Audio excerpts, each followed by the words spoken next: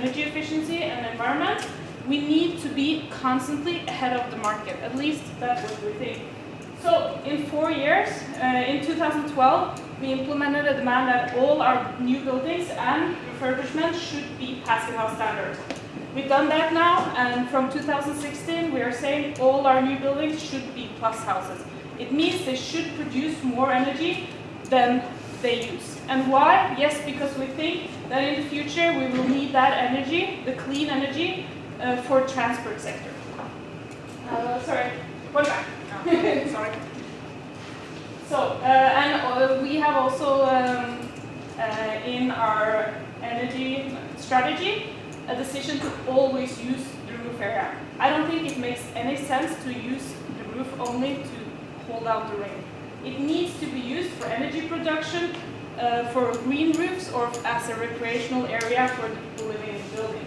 We also use BREEAM. I don't know if you're familiar with it, but all our new buildings and refurbishment project has to have the minimum standard of BREEAM, very good.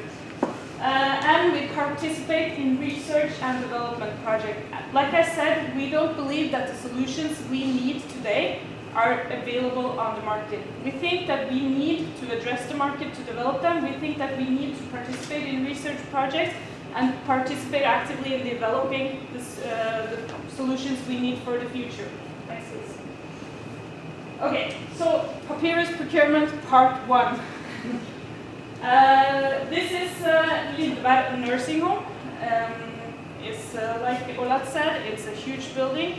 It's going to be a brand new building. We've started the process right now. We wanted to use that as a case in the Papirus project. So what we did is that we had a market event. We asked for the innovative solutions like you have been explained. We asked for solutions for windows, better solution for inner walls in the building to have a more flexible building. We asked for thinner insulation or prefabricated elements to use for the walls, and solutions to bring more natural daylight into the building. And then we had one-to-one meetings with the suppliers. The reasons for that is that a lot of the suppliers told us that, well, if they had an idea, why would they share it in a public room with other suppliers that they are competing with? So we had actually 50 one-to-one meetings with the suppliers, and it was super interesting, I tell you. But next. Okay, so the results from the dialogue. They told us, in your project today, you are not getting the best solutions available on the market. We are not getting the best windows, we are not getting the best insulation, we are getting only what we ask for. So they told us we need to be better at evaluating on life cycle cost. What does this window actually cost you? If you think 30, 40, 50 years. We need to evaluate the cradle-to-cradle emissions from the project and installation time on construction site. And they asked us, what are you doing? How are you going to fit all of this together in one project? You're asking for innovative walls, innovative windows. But what's your plan for, you have no contractor, what's your plan? And we really did not have a good answer for that. So in the end, we had 4 bidders for the Papirus tender, and they were all incomplete. Next, please. So, I think that we asked the wrong questions. We didn't look at our needs enough. We didn't address our real needs. The building was too complex for a supply tender where you supply many different things and you don't really have a plan for fitting them together. Maybe we should have brought an architect into the project, I don't know, but I think it was too complex. With the open tender procedure, there was no room for negotiations. So I think that's a weakness with the procurement.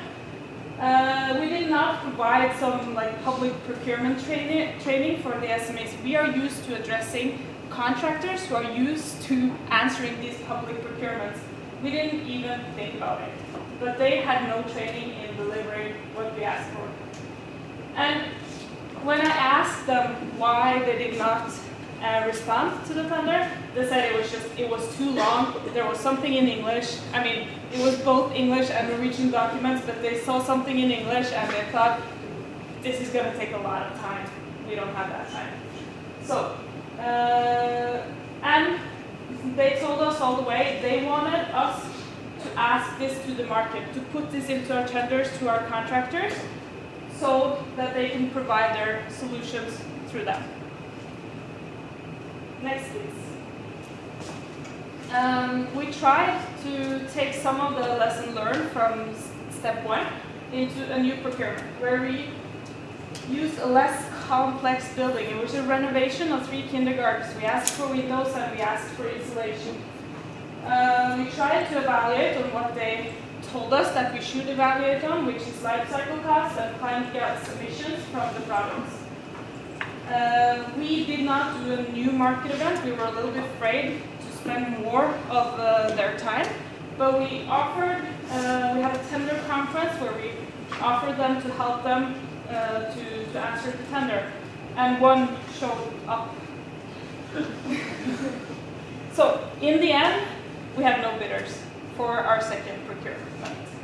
And I have called around to the suppliers we've been in contact with, and they have given me just 2 reasons. They have a lot to do, they have enough to do, and this just seems like a lot of hassle. And yeah, so I think that maybe we didn't listen well enough in the whole process. We ended up having some problems that followed us throughout the process, but we had some success as well. Next. Okay, so we learned what we're not getting in the project, what we should be asking for, and we have implemented that into all our procurements. So we are now getting better windows and we are getting better insulation, and we are trying to create a market by asking that of the contractors. And we have also sent out the documents for our procurements to some of the people involved in the process, asking them, should we change it? Will this allow innovation? Will this allow you to bid with your best products to our contractors? So, yeah. And we have put reduction of climate gas emissions from material as an important criteria in all our projects, but we are asking a minimum of 20% reduction compared to a building built by the national standards of today. And in some pilot cases, we are asking 50%, and we want to see how far we can push it for the market. And I think maybe the most interesting outcome of this is what we call the PAPIRUS methodology. And what is that? Yes, it's a dialogue with the market. We have used that for, I can't remember the next slide. Okay, yeah, so we are using dialogue with the market when we see that we have a problem that we don't know how to solve. This is, this is a problem that we don't know how to solve. What is the problem? It's the emissions from our construction sites today. Actually, 24% of the traffic emissions in Oslo comes from construction machines. In addition, you have heating and you have transport back and forth. So we invited the market and we told them, okay, how can we get an emission-free construction site?